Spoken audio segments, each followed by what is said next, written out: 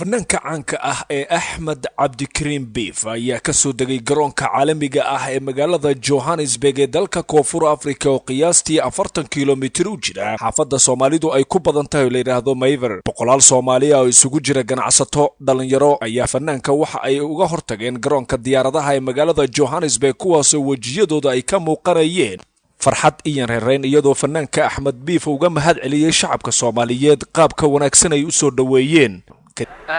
waa dhowahay saaxiibadeeda qaaliga ah ee reer South Africa gaar ahaan Johannesburg sida sharafta leh ee qiimaha leh aad ii soo dhaweyseen sidaad u dhantihiin wiilal iyo gabdho odayaal hablo wax walbaba wallahi waxaan u sheegayaa shacabka Soomaaliyeed ee reer Koonfur Afrika inay si ma garanaysaa aad u qurux badan ii soo dhaweeyeen taaniyan aan bariyaha soo socda aanu insha Allah wada ciidi doono. kadib imaatinka fanaanka ayaa waxaa loo soo galbiyey Hotel Nura International oo ka mid ah hoteelada ugu bilicda wanaagsan gudaha magaalada Johannesburg wuxuuna casho sharaf u la qaatay saxafiyiinta Soomaaliyeed ee Koonfur Afrika marka magacooda la soo gaabayo loo yaqaano Sojasa. Fanaanka ayaa waxaa suuro geliyay isla markaana casuumay Axmed Maxamed Cabdi Axmed Yare oo ka mid ah ganacsatada Soomaaliyeed ee ugu cadcad isla markaana muddo dheer haminayay in uu si toos ah u tafatiro baahida shacabka Soomaaliyeed ay u qabaan fanaankaasi.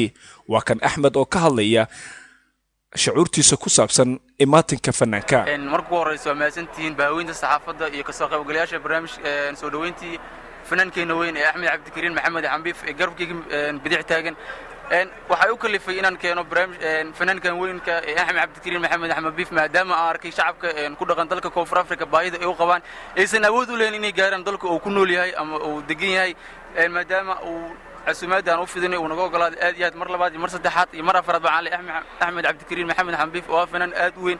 welcome to Johannesburg iyo waliba hoteelka caalamiga ee Nura International Hotel.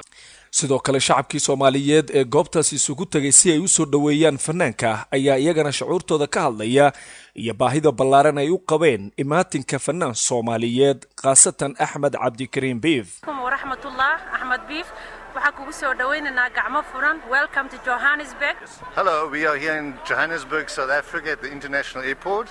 We are trying to welcome a singer called Beef who should be arriving here within a few minutes. And we wish him a great time here in Johannesburg, South Africa. We greet Somalia from South Africa. Axmed Beef waxaan ku soo dhaweynaynaa gacmo furan sidaan u jecelnahay ama fanaankeenna qaaliga ah oo aan u danaynayno.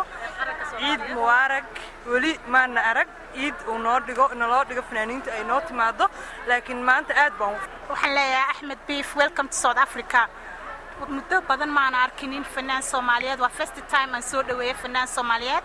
I say FIFA Axmed Beef welcome to South Africa. waa markii ugu horeysay fanaanka Axmed Beef uu soo gaaro dalka Koonfur Afrika sidoo kalena wuxuu noqonayaa fanaankii saddexaad ee yimaada dalka Koonfur Afrika iyadoo shacabka Soomaaliyeed ee ku dhaqan gudaha Koonfur Afrika ay aad u qadariyaan fanka Soomaaliyeed.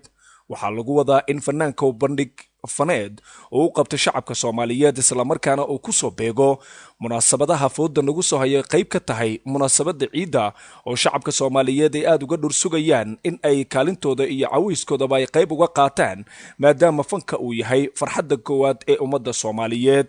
9 bisha November waa waqtiga ay shacabka Soomaaliyeed ka dhowri doonaan fanaanka Axmed Beef bandhig faneedka oo u yimid gudaha Koonfur Afrika. Cabdillaahi Balwaan telefishinka Home Cable magaalada Johannesburg.